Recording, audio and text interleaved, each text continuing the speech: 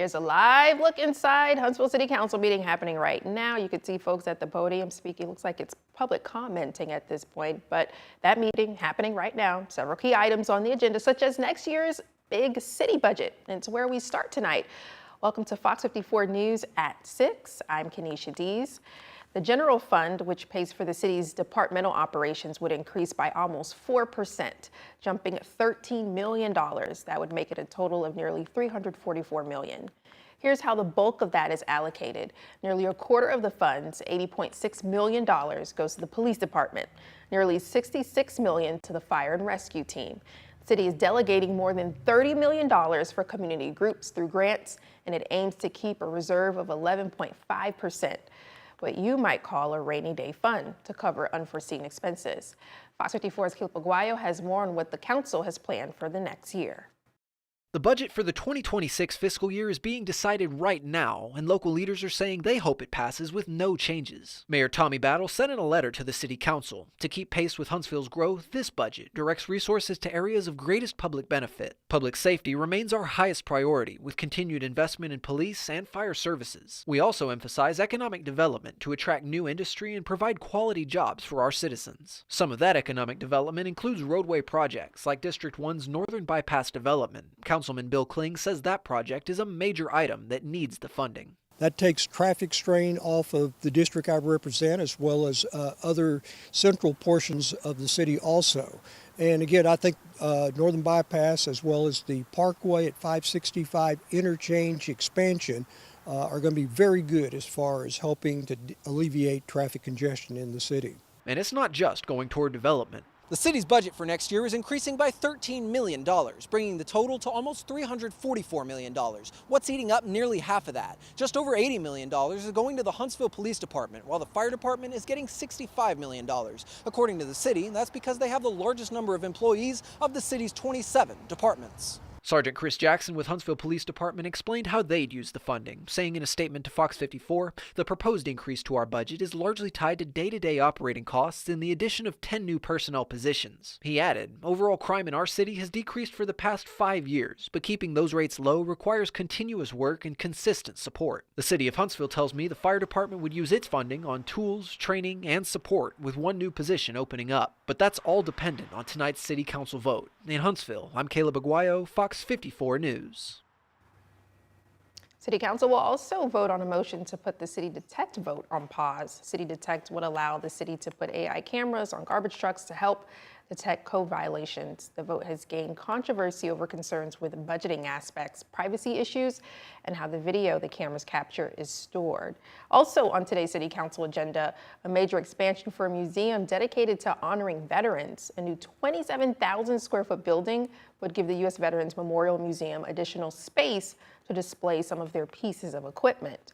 J.M. Phillips Engineering adds the project would also include parking and lighting. The museum director says this is a great opportunity for their mission.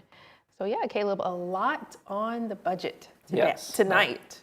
That's very true. I mean, I think majority of what I focused on today was the budget, and it seems like they're really expanding a lot of the operating, I don't know, costs. There are a lot of the operating funds for police and fire was the majority of what I got from today. Yeah, I saw your breakdown of what would be allocated to what, and you mentioned that there was quite a percentage of increase in the budget compared to last year. And I'm wondering if the money that's being allocated to the police department, fire rescue is part of why we've seen that jump. But another big discussion are the AI cameras. Yes. That's interesting to me. I did a little covering on that in college. Back when I was in Tuscaloosa, there was a program to start putting AI cameras on garbage trucks to kind of see blight in the city is what they called it, or property damage, things like that.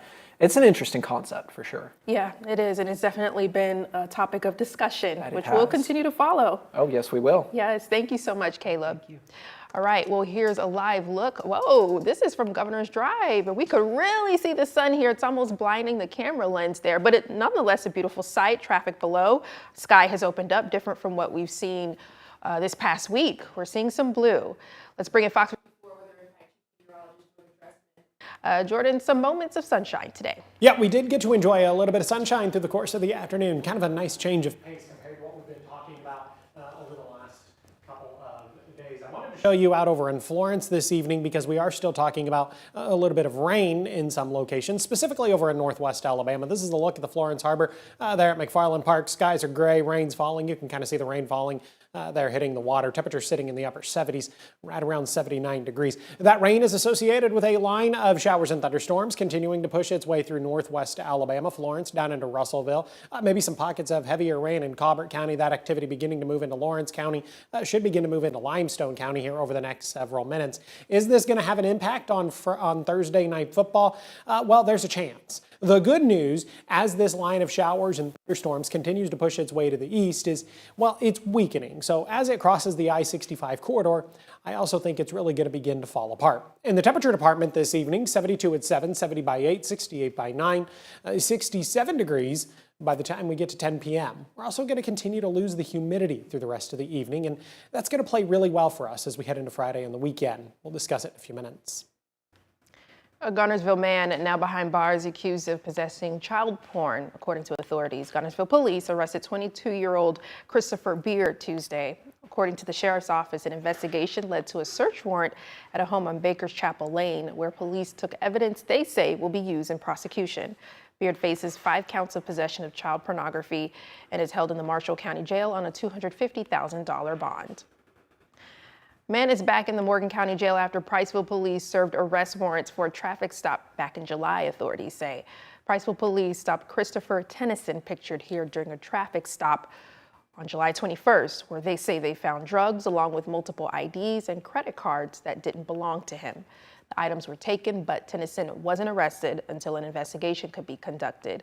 Priceville police issued arrest warrants against Tennyson, which on August 30th, which were carried out yesterday. Tennyson is charged with trafficking in stolen identities and unlawful possession of a controlled substance, among other charges. The warrants were carried out at the Coleman County Jail, where Tennyson was already in custody. He was taken to the Morgan County Jail and is held on a $30,600 bond. A traveling veterinarian is behind bars accused of threatening to kill an Alabama mother who discovered he was having a sexual relationship with her 15-year-old daughter. Federal authorities say Gregory Ford sent threatening text messages to a Lauderdale County girl's mother.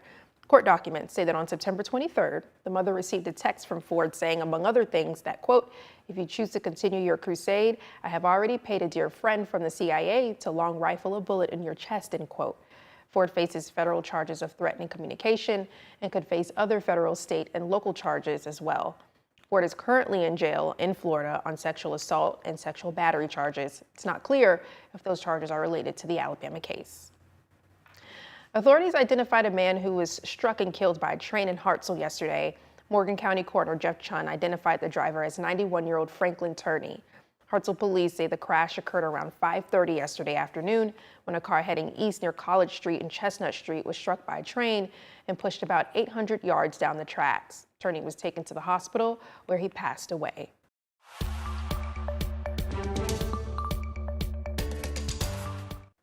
Alabama set to execute a man convicted of killing a woman during a 1997 gas station robbery.